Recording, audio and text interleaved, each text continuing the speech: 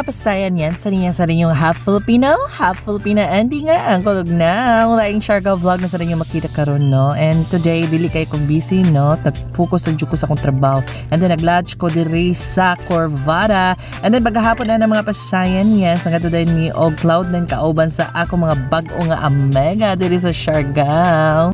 So maghahanap kami ng lalaki. Hindi kami uuwi sa amin hanggat hindi dumudugo ang aming kibot.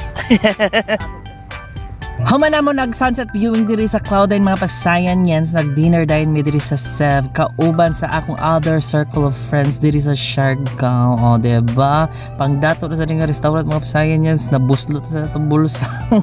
Pag humana mo parihapon mga pasayan yan, sa ka-decide dahil mi no nga mag-party-party mi. Pero lahat na dyan idara na mga pasayan yan. So, hindi naman na to kaya mag-party-party. So, mga na naka-decide na lang mi nga mag-joke na lang.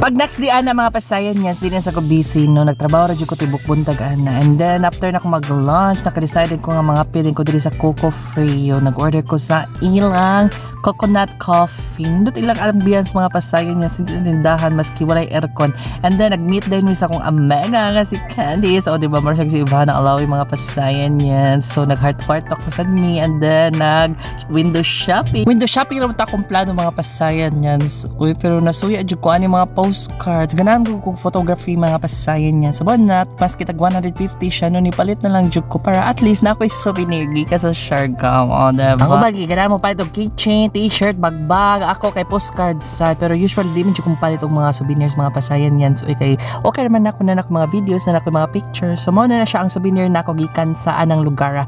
And then nag-window shopping ko ni mga bag mga pasayan yan. Sinut ang mga tindira diri de kay mo ana sila ato na lang Cebu palit, uy kay mahal diri.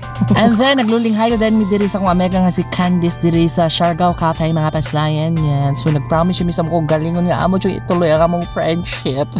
Nag-heart to heart talk mi diri mga pasayan yan, kay manguli naman jud mi sa Cebu. So dapat ituloy jud namo among mga friendship, o diba? And then the following day uli na jud ko mga pasayan yan. So bye-bye na Siargao, mauli na ko og Cebu, pero bisan naasa ko moabot mga pasayan yan. So no ganahan jud ko mauli diri sa Cebu. Pero kung maminyo na ko na ma-crush na ko mga pasayan yan, so din ganahan siya mag-live in na mi din sa lain lugar mi magpuyo o makuit ko niya.